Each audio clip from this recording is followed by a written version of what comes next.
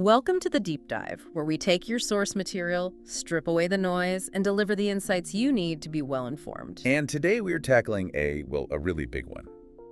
A huge cultural myth. Yeah, this is maybe one of the most comforting, but also one of the most dangerous ideas out there, that your 20s are basically irrelevant. It's everywhere, isn't it? This whole narrative that the decade is just a consequence-free buffer. Some sociologists even call them the Odyssey years. Right, and you hear that ultimate dismissal all the time. 30 is the new 20. It sounds so liberating, so low pressure. It does. But we're digging into the work of clinical psychologist Meg Jay, and specifically her book, The Defining Decade. Her whole argument is that these years are incredibly consequential. They're foundational. And the data she pulls together on this is it's genuinely shocking. Researchers at Boston University and the University of Michigan found that around 80% of life's most significant experiences, they happen by age 35. 80%.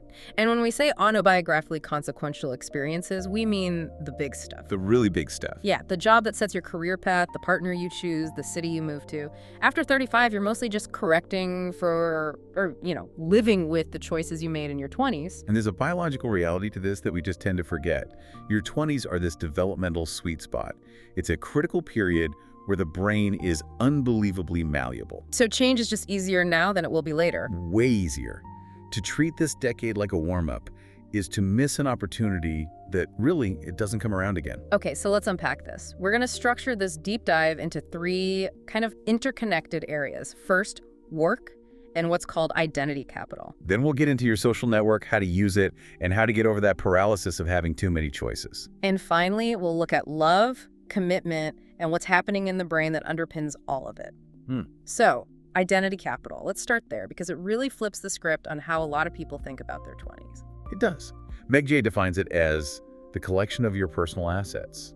So your training, your experiences, the connections you make, all the things that create professional opportunities down the road. It's your currency. And the problem is where people tend to focus their energy instead. We've romanticized this idea of the extended identity crisis. Oh, absolutely. The whole finding yourself journey, reading philosophy on a mountaintop. But Jay argues this kind of navel-gazing, this disengaged confusion is actually counterproductive. You can't just think your way into a career. Exactly. She talks about clients like Helen, who spent years bouncing from nanny jobs to yoga retreats, just waiting for this lightning bolt of intuition. And it never came. It never came. And by 27, she felt totally irrelevant. Because the world doesn't really care about your internal journey. It cares about what you've done and what you can do. That's capital. You know, I can relate to that. I had my own stint with Outward Bound after college, driving vans in the mountains, leading these long wilderness trips. It felt very far from a real career path. But you were building capital, even if it was accidental. You were showing you had grit, leadership skills, you could manage crisis. I bet when you applied to grad school, being the Outward Bound girl was more valuable than your GPA. You're totally right. It gave me a professional texture that other people didn't have, and that's the difference between a useful detour and what she calls the underemployment trap. The Starbucks phase. The Starbucks phase, yeah. If you're chronically working jobs, you're overqualified for, say, making lattes instead of taking an entry-level floater job at a design studio. You're not gaining capital. You're just signaling to everyone that you're lost. And the economic reality is you just can't afford that delay. About 2/3, so 66% of your lifetime wage growth happens in the first 10 years of your career. Wow. So if you waste 2 of those years, you could be sacrificing, 5–10% of your total lifetime earnings? Potentially, yeah. Yeah. Salaries tend to peak and then plateau in our 40s. If you start late, you might never actually close that wage gap. So you need the confidence to get going. But the book argues we have the source of confidence all wrong. Completely wrong. We're taught it's an inside-out thing. You feel good, then you act. Jay says it's the opposite. Real confidence comes from mastery experiences. It's outside in. You don't feel confident and then get the job? No. You do the hard job, you survive it, and then you realize, okay, I can handle this. The confidence comes from the proof, not the pep talk. And getting those mastery experiences often means you have to step outside your comfort zone, your social circle. Right, which for a lot of 20-somethings is their urban tribe. Your best friends, your strong ties, they're amazing for emotional support. They bring you soup when you're sick, for sure. But they're also, as the book says, too similarly stuck. They all have the same information, the same anxieties. They can't open a new door for you. And that's where the power of weak ties comes in. This Yeah. is from sociologist Mark Granovetter's work, Opportunity and New Information. It travels so much farther and faster through your acquaintances. Your old professors, friends of friends, former colleagues. Exactly. They act as bridges to worlds you don't already know. It's so counterintuitive, but it's true. My connection to the editor of the very book we're talking about started with a weak tie. A box of books was accidentally sent to my house, addressed to a major editor. Oh, way. Yeah. A simple email to her, "Hey, I have your package," turned into a correspondence, which eventually led to a book proposal. A huge career pivot from a total accident. And if you're feeling shy about reaching out, you should remember the Ben Franklin effect. People, especially older professionals, have a lot of goodwill for 20-somethings. As long as you approach them the right way. Yes. Do your homework. Be specific. Ask her something small and manageable. Not, can I have a job, but can I have 15 minutes for an informational interview? People actually like to help when it's easy. But this all requires making a choice, and that brings us to this idea of paralysis. Yeah. We see clients like Ian who felt like he was in the middle of an ocean, infinite possibilities, so he just treaded water. Ian's ocean metaphor is such a common defense. It's based on this myth of the 24 flavor table, which comes from Sheena Iyengar's famous jam experiment. Oh yeah, I love this one. They set up 2 tables at a grocery store, right? Right.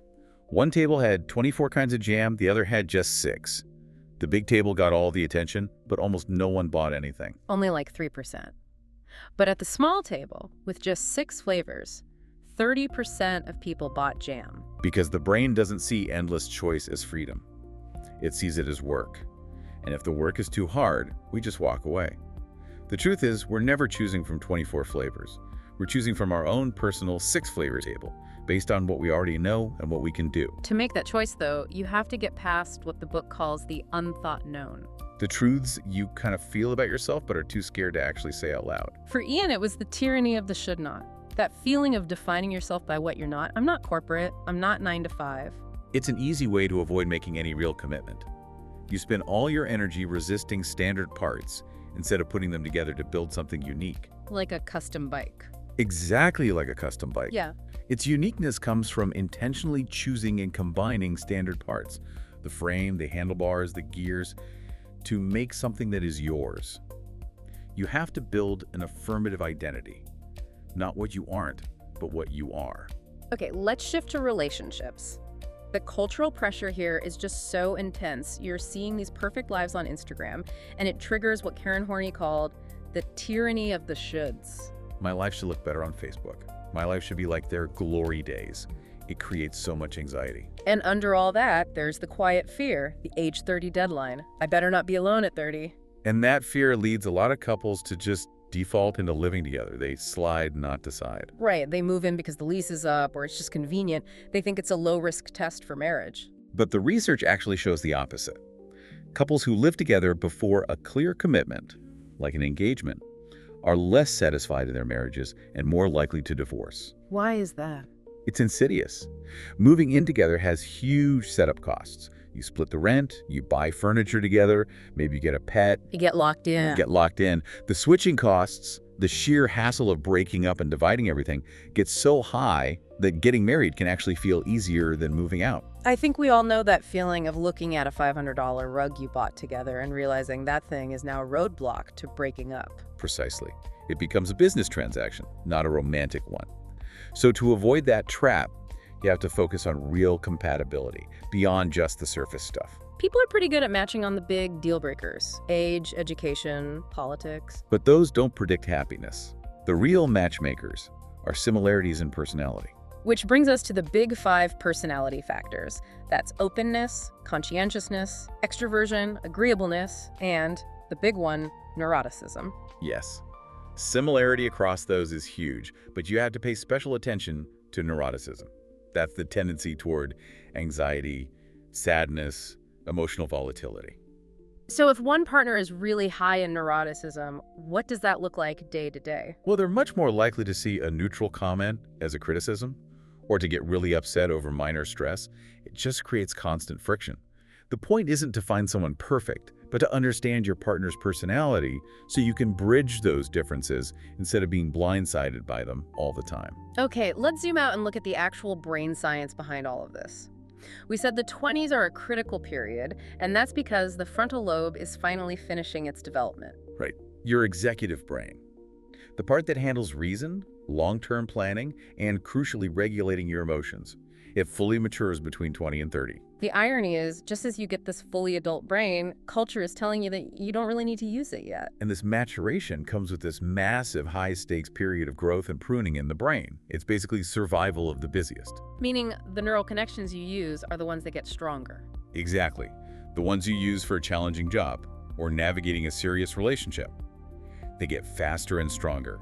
And the connections you neglect, they literally wither away. You become what you do in this decade. That neurological state also explains why anxiety can feel so sharp for 20-somethings. Yes, your amygdala, the brain's emotional center, just reacts more strongly to negative feedback than it will when you're older. The book talks about clients like Danielle, who felt like she was living in an emotional blitz at work with a boss who was always yelling. And the temptation in that moment is to call someone to borrow an ego and ask them what to do. And every time you do that, you miss a chance to learn how to self-soothe, to build that mastery. The only way to lessen that anxiety is through action and what's called reappraisal learning to manage your own emotional chaos. That's how you build real self-efficacy. Yes, you learn to trust yourself. And that takes practice. We Yeah. talk about the 10,000-hour rule for professional expertise. That's about 5 years of full-time work. The time to start logging those hours is now. But that urgency really clashes with this cultural message of you have all the time in the world. It encourages what's called present bias. Right, you discount the future to make the present feel easier. For a lot of 20-somethings, life is just being 25 and then suddenly being 70. There's no concrete middle. I love the story of Rachel, who was putting off law school and family because she felt like she had forever. The timeline exercise. Her therapist had her map it all out, marriage by X, graduate by Y, first baby by Z, and suddenly she saw it was impossible to cram all of that between age 30 and 35. The future became real, it became urgent, and it forced her to make a choice about her priorities right now. So when you put it all together, what's the core takeaway for you, the listener? It's that your 20s are not disposable. They are the most transformative years of your adult life. Your brain is wiring itself, your career is taking shape, and your relationships are setting patterns for the future. It's all happening right now. We hear from people like Billy, in his mid-30s, just full of regret. Looking back at years spent partying that, as he said, don't even rate a memory. He realized he traded those years for time he could have had with his son later on. Doing something later isn't always the same as doing it better. The uncertainty of this decade is real, it's difficult. But waiting is not the answer. Action is the only antidote. It reminds me of that story about the mountain ranger. A struggling climber asks him, "Am I going to make it?" And the ranger just says, "You haven't decided yet." That's it. That's the whole thing right there. We all want a happy ending, but happy endings aren't an accident. They have to be intentional.